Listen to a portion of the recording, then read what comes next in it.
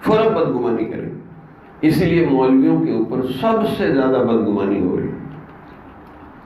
حالانکہ یہ کوئی بدترین خلائق نہیں ہے. سب سے بہترین جگہ اللہ نے ان کو رکھا ہوا مسجدوں میں، مدرسوں میں، خانقاہوں میں، تبلیغی مرکزوں میں. یہ بہترین جگہ ہے نا جہاں اللہ نے ان کو رکھا ہوا. اگر یہ بدترین لوگ ہوتے تو اللہ ان کو بہترین جگہ کیسے رکھتا؟ بہترین لوگوں کو بدترین جگہ پہ تھا. ان کو تو پھر چکلوں میں، بدکاری کے اڈوں پہ رکھتا اللہ کہ یہ بدترین خلائق ہے.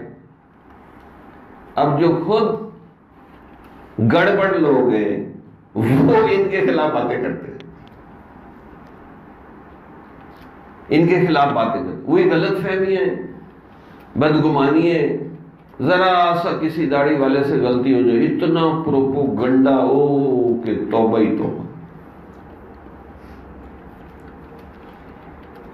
اس لیے مجھے تو خوشی ہوتی ہے بعض اوقات لوگ داڑھی والوں کے خلاف باتیں کرتے ہیں نا، تو میں خوش ہوتا ہوں کہ دیکھو اللہ کی قدرت کیسی ہے کہ داڑھی منڈوں سے ہماری حفاظت کروا رہے ہیں کہ سارے گناہ ہم نے کرنے، آپ نے نہیں کرنے. اس لیے اگر کوئی داڑھی والا ایسے کسی عورت کی طرف دیکھے داڑھی منڈے، اس کو کہیں گے مولوی صاحب کیا کر رہے ہیں، یہ تو ہمارا حق ہے جو آپ مار رہے ہیں، ہم نے دیکھنا ہے، تم کیوں دیکھ رہے؟ تو بندہ کہتا ہے واہ اللہ واہ، تو داڑھی منڈوں سے ہماری داڑھی کی حفاظت کروا رہا ہے کہ بھی داڑھی والوں نے نہیں ادھر ادھر دیکھنا. ایسا ہی ہوتا ہے. اللہ کا نظام بڑا عجیب ہے. آپ پوری دنیا میں دیکھ لیں کہ ایک چیز ہاں جی پروپوگنڈا کر دیا جی ایسے ہیں فلاں ہیں. او جس کو نہیں بھی پتا تھا وہ بھی لے کے قرآن پڑھنے لگ گیا.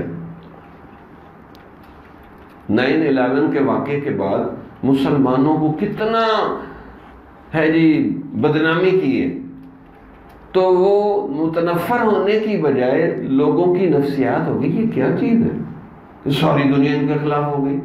دیکھے تو صحیح نہ کہ ان کی کتاب قرآن ہے، یہ وہ پڑھتے.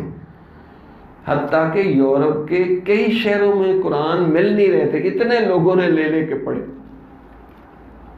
اور لوگ کلمہ پڑھ کے مسلمان ہو گئے. آسان تکرہوا شیئا وہو خیر لکم.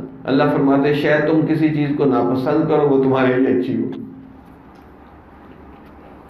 یعنی اتنی ایڈورٹائز ہو گئی مسلمانوں کی، یعنی دینداروں کی، داڑھی والوں کی، کہ اگر ہم خود اربوں خربوں لگا کے ایڈورٹائز کرتے تو اتنی ہماری ایڈورٹائز نہ ہوتی جتنی دشمنوں نے کر دی. تو اللہ کا نظام علیحدہ ہی ہے